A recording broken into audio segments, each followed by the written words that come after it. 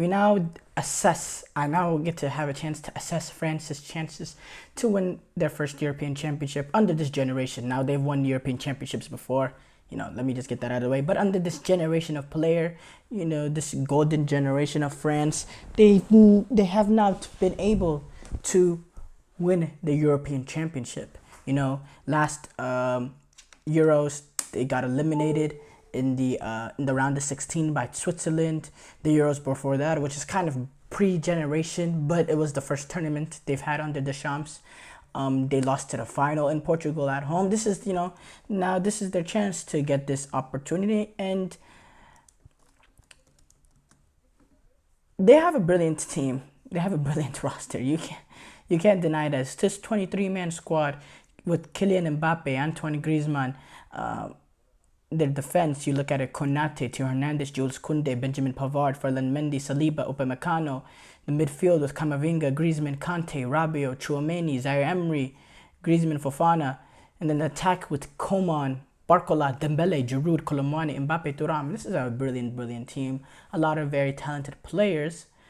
But, you see a little bit of a weakness in this team compared to the one we saw in the World Cup of 2018. When you see it, you think the starting 11, is very, very solid, even though Griezmann is going to have to play in a more midfield position.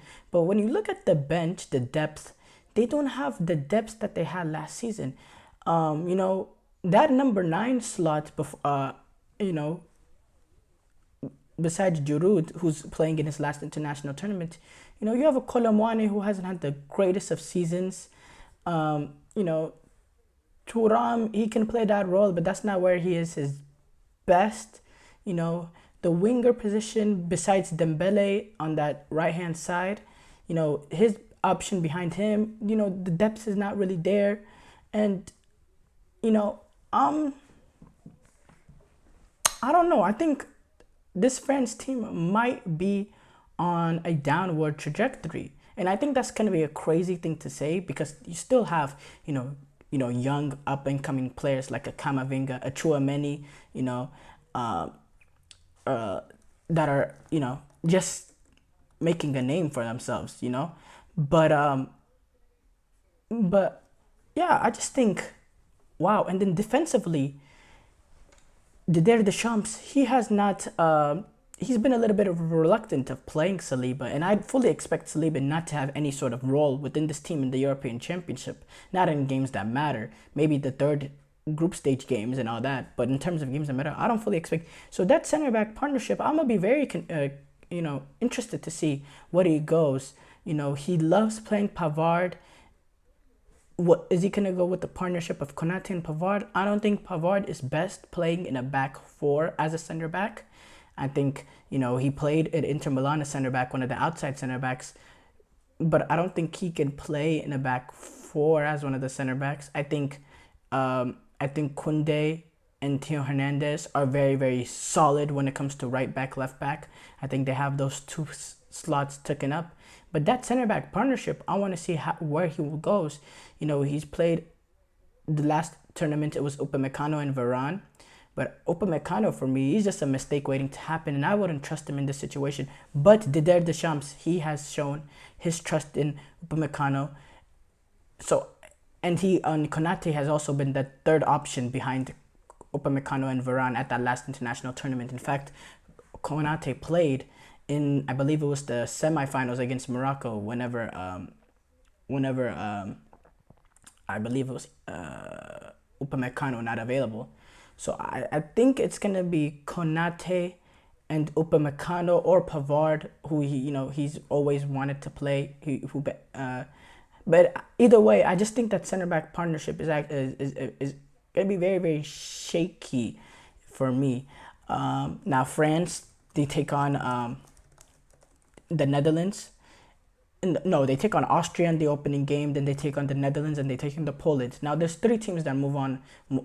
More likely than not, with 4 out of this, I believe it was 6 or something, that third place teams moving on. So there's no group of death really, no matter what, when it comes to that, because third place team. But this is a rather more difficult group in my opinion. Netherlands, talent wise, they have, they're in the upper echelon of the European Championship teams. And then Austria is, I think, a team that, should not be slumped on with Ralf Ragnick, the way that they've came in, the style of football they play. They're not going to be afraid to press up against these opposition. And I think they can suffocate some of these teams. They'll be playing kind of a home tournament in the fact that they're neighbors. They'll have a lot of Austrian fans that will be willing, that will kind of go cross the border in the game. That are, they played the first game in Dusseldorf, Germany, which it happens to be, which not far from Austria. So yeah, I could see why. I could see Austria having a big sort of impact at this tournament. They have France.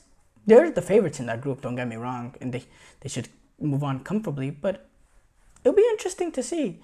I think last few international tournaments, France has went into their final game not really having to play their full team.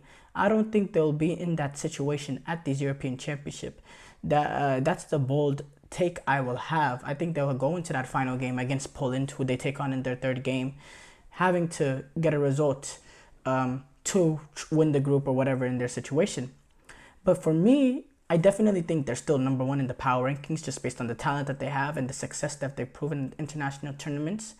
But, it could go wrong. Mbappe hasn't had his best of season. Now, you've seen it. He's always able to turn it around and perform well for France. But he hasn't had his best of season this season. You're relying on Olivier Giroud, who's literally playing his last international games, his last really games at the highest level, in the fact that he's going to go to MLS after this. But Deschamps is a brilliant tournament manager. He is a brilliant tournament manager. When you see the record that he's had with France in the international tournaments, it's absolutely phenomenal. It is absolutely phenomenal. Now, I do want to know with this French team, if they have Griezmann in the midfield role again, what is the midfield that he goes? Is he willing to trust? Now, Kante, if he's in the squad, I'm assuming that they're Deschamps, based on what he's seen in the Saudi leagues, thinks he can have an immediate impact in this team.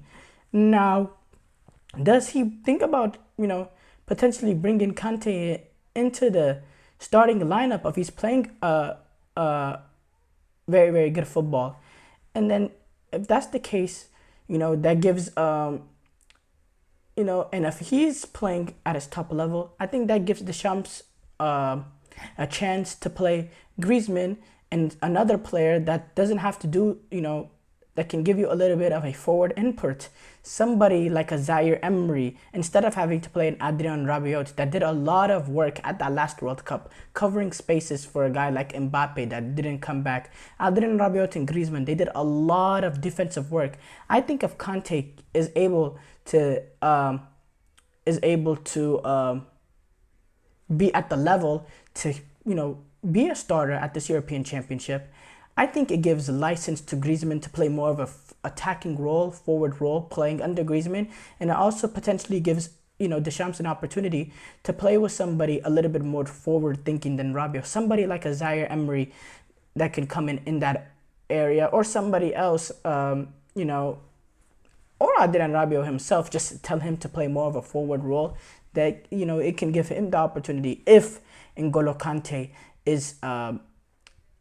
has the capacity to play in these European Championship games. He is 32 years old, but that's not crazy old. And if he's in the squad, he is in the squad for a reason. And I think it's a brilliant decision by Deschamps not writing him off, letting his play on the field in Saudi determine it, not just this club that he played for. I think it's a brilliant move by Didier Deschamps bringing him in the squad if he deems that N'Golo Kante is playing at the right levels. And I think it's a decision that should be commended by the French fans, and I think it could go really, really right for them at this championship, bringing in a guy like Kante.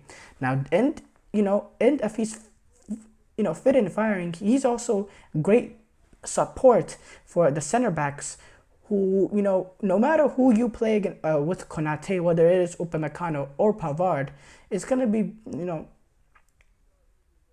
there's going to be questions of that back line. There's going to be questions. And if you play a guy like Upamecano, it could lead to mistakes. Now, this is obviously, I would play William Saliba, who's had a brilliant season in the Premier League. But we know Didier Deschamps, he's just been reluctant to go that way. So that is what it is at the end. It is what it is at the end of the day. We cannot really question Didier Deschamps because he's had success to a whole different level that, managers could only dream of.